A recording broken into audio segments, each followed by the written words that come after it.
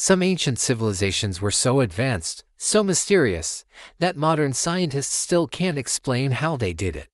From giant stone structures built before the invention of the wheel, to entire societies that vanished without a trace, their legacies are a puzzle. Today we're exploring for lost cultures that left behind impossible mysteries, and one of them might just rewrite what we think we know about human history. So, get ready, because we're about to dive deep into the past. Our first stop takes us back 12,000 years to a site in modern-day Turkey that completely shatters our understanding of early human society. It's called Göbekli Tepe.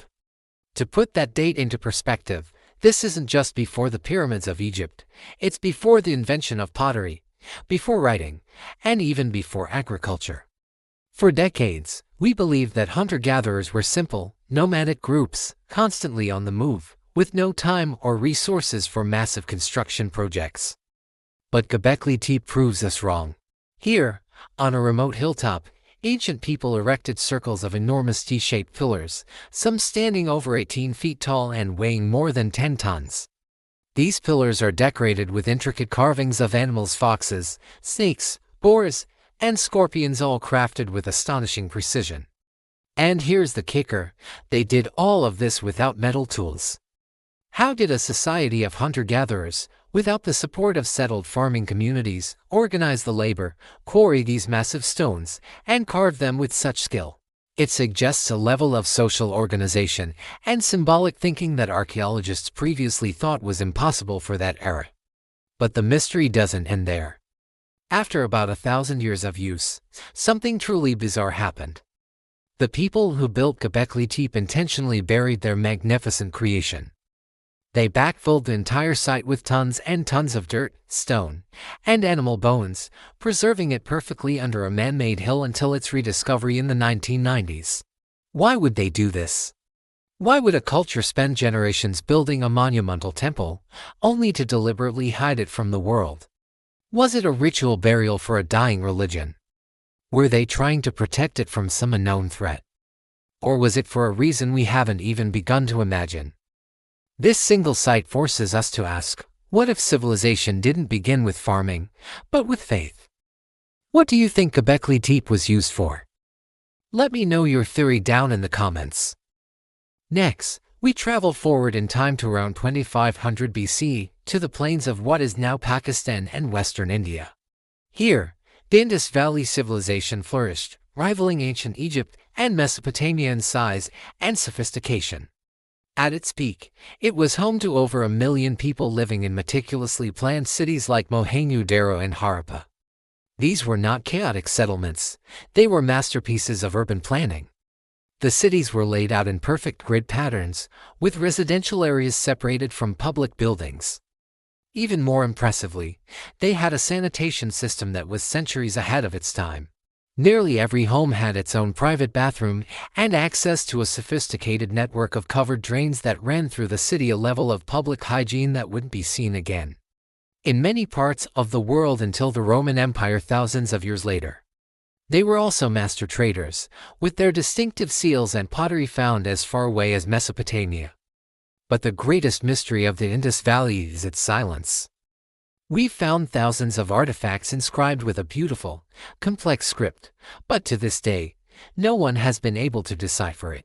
We don't know what they called their kings, their gods, or even themselves. Without understanding their writing, a huge part of their world remains locked away. And then, around 1900 BC, this vast, organized, and prosperous civilization simply faded away. There's no evidence of a major war, no signs of a massive invasion, and no layers of ash to suggest a cataclysmic fire. The cities were gradually abandoned. It's as if the people just packed up and left. They didn't fall, they faded. No mass graves, no final war, just silence. What could cause an entire society of this scale to disappear so completely? Let's journey across the world to Mesoamerica, to the tropical lowlands of south-central Mexico. Long before the Maya or the Aztecs built their pyramids, another culture laid the groundwork for all the great civilizations that followed. We call them the Olmecs, the rubber people, and they are often referred to as the mother culture of Mesoamerica. Flourishing between 1500 and 400 BC, their influence was immense. They likely invented the Mesoamerican bowl game, practiced bloodletting rituals, and developed the first concepts of a calendar and writing system in the region, which later cultures would adapt and perfect. Their most iconic and enigmatic legacy, however, are the colossal heads. These are massive stone sculptures, some weighing up to 20 tons, carved from volcanic basalt. Each face is unique, with full lips, broad noses, and what appear to be helmets, leading most experts to believe they are portraits of powerful Olmec rulers. But here's the puzzle: the basalt used for these heads was quarried from mountains over 100 miles away from the Olmec heartland. How did they transport these multi-ton blocks of stone across rivers, swamps, and dense jungle without wheeled vehicles or draft animals? The sheer logistics are mind-boggling. Furthermore, unlike the Maya or Aztecs who left behind detailed histories of their kings and dynasties, the Olmecs left us with no written explanations. We have these powerful, individualistic portraits, but we don't know the names of these rulers, what they achieved, or how their society was structured. They were the mother civilization of Mesoamerica. Their art, religion, and technology set the stage for everyone who came after, but we barely know anything about them. Who were these powerful leaders, and what forgotten story do their stone faces tell? For our final mystery, we turn to the end of the Bronze Age, around 1200 BC. The great empires of the eastern Mediterranean, the Hittites in Anatolia, the Mycenaeans in Greece, and the great powers in the Levant were at the height of their power. Trade routes flourished, cities were wealthy, and cultures were interconnected. Then, in the span of a single generation, it all came crashing down.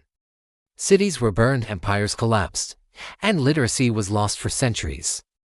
This event is known as the Bronze Age collapse, and a primary catalyst was a mysterious group of invaders known only by the name the Egyptians gave them, the Sea Peoples. Egyptian records describe them as a confederation of different tribes who came from the islands of the sea, arriving in a wave of destruction by both land and sea. They swept through Anatolia, Cyprus, and Syria, leaving a trail of devastation. They toppled the mighty Hittite Empire, a civilization that had stood for centuries. They sacked wealthy trading hubs like Ugarit. They were so formidable that they even challenged the power of Egypt itself, fighting major battles against pharaohs like Ramesses III. But who were they? That's the billion-dollar question. Ancient texts are frustratingly vague. Were they pirates who got organized? Refugees displaced by famine or disaster? A mercenary army that turned on its masters? Or were they a coordinated military force from a civilization we haven't even discovered yet?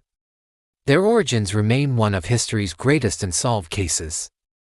They appeared suddenly, laid waste to the known world, and then, after being defeated by the Egyptians, they vanished from the historical record just as quickly as they came. To this day, historians and archaeologists fiercely debate who the Sea Peoples were. Their brief, violent appearance on the world stage reset the course of history, plunging the Mediterranean into a dark age from which new powers would eventually emerge. From the temple builders of Göbekli Tepe who buried their own masterpiece, to the silent cities of the Indus Valley, the faceless rulers of the Olmecs, and the world-shattering mystery of the Sea Peoples. Each of these civilizations left behind a puzzle that we still can't solve. They remind us that history isn't a finished book, it's an ongoing investigation with entire chapters missing. The more we discover, the more we realize how much we don't know. Which one of these lost civilizations do you think is the strangest? What theory do you have about their disappearance or their incredible achievements? Let me know your thoughts down in the comments. I read as many as I can. And if you enjoyed this journey into the unknown and want a part 2 on more ancient mysteries, just say the word. Thanks for watching, and don't forget to subscribe for more deep dives into the puzzles of our past. See you next time.